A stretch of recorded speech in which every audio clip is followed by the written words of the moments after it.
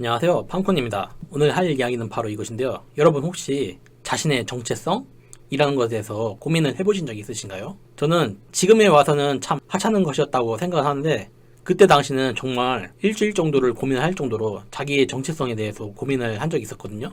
그 일이 무엇냐면 바로 나이에 대한 것이었어요. 저는 이른바 빠른 85년생이어가지고 학교를 빨리 가가지고 자연스럽게 84년 애들이 다 친구였었어요. 그렇기 때문에 중고등학교를 다 나와도 84년생 애들이랑 같이 이제 친구였었던 거죠. 그런 상태에서 대학교를 올라오게 됐었는데, 딱히 제가 뭐 재수를 한 것도 아니기 때문에 대학교 입학해가지고 뭔가 이제 동아리 활동을 한다든지 과 생활을 한다든지 할 때 동기들이 다 84년생 애들이었던 거죠. 저는 빠른 85고요. 그렇게 이제 생활을 하다가 걔네들이랑 말 놓는 건 당연한 것이죠. 생활을 해왔었으니까. 그렇게 생활을 하다가 어느 날 어떤 사건 때문에 걔네들이 제가 빠른 85년생이라는 것을 알게 된 때가 있었어요. 이제 그때 반응이 어땠냐면, 우리는 84년생이고 너는 85년생인데 네가 우리 보고 형이라고 해야 되는 거 아니냐?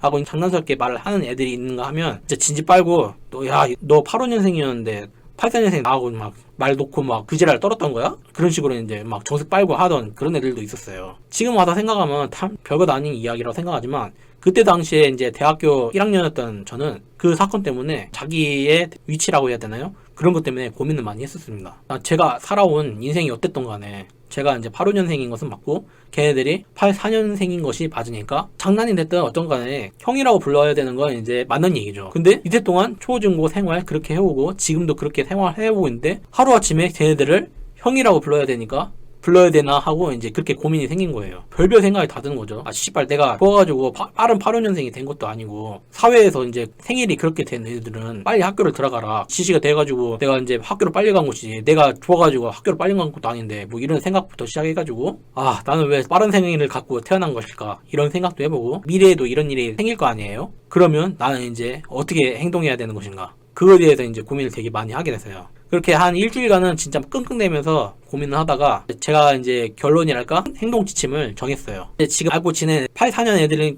중에서 그래도 너는 내 친구야 하는 애들이랑은 이제 친구처럼 다니고, 정색 빠는 애들은 이제 다 쳐내고, 앞으로 만나게 될 85년 애들이랑도 동생이라고 생각 안 하고 나랑 같은 친구라고 생각하기로 하고, 이 이후로 내가 알게 되는 84년생 위로는 다 이제 형님 취급해주고 누님 취급해주기로 그렇게 지침을 잡았어요. 이렇게 일단 지침은 잡았어도 여러분도 뭐 아시겠지만 이렇게 되면 이제 족보가 꼬이는 거죠. 개인적으로 만날 때는 상관이 없는데 이 사람들이 한꺼번에 모여가지고 만나게 될 경우에는 이제 족보가 꼬이는 거죠. 누구한테는 존댓말하고 누구한테는 뭐 반말하고 그런 식으로 하다 보니까 내성적이어서 이제 사람을 잘 안 만나고 하는 그런 것이 있었지만, 이것 때문에 더 악화됐어요. 그렇게 되면 더 이런 상황에서 제가 일본 유학 때문에 일본은 가게 되면서 그래도 안 하고 있던 연락을 아예 다 싹 다 끊어버렸거든요. 그래가지고 한국 돌아와서는 알고 있는 사람이 한 명도 없어요. 자발적인 비자발적인 아싸가 돼버린 거죠. 아무튼 저는 자기의 정체성에 대해서 이런 사건이 있었는데 지금 다른 사람이 왔을 땐 참 하찮은 것이죠. 근데 제가 이제 이 이야기를 하면서 무엇을 얘기하고 싶냐면, 우리나라가 다문화 가정이 많이 늘게 됐잖아요. 다문화 가정에서 태어난 이들은 이제 혼혈이란 말이죠.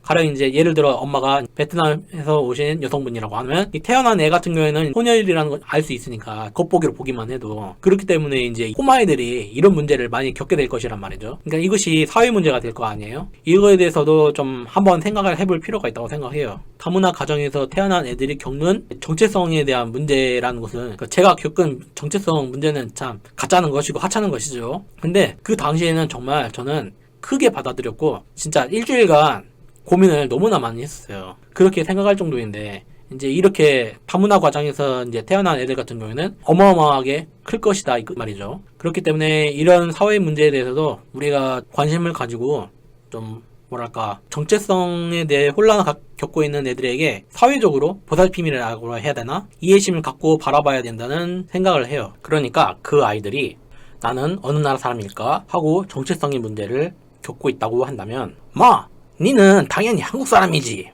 라고 말해줄 수 있는 한국 사회가 되었으면 좋겠어요. 제가 빠른 생일이라고 해도 여전히 저를 친구라고 생각해준 그 사람들처럼 말이죠. 오늘 이야기는 여기까지고요. 다음에도 흥미로울 만한 썰이 있다면 영상으로 찾아뵙겠습니다. 이상 팡쿤이었습니다. 감사합니다.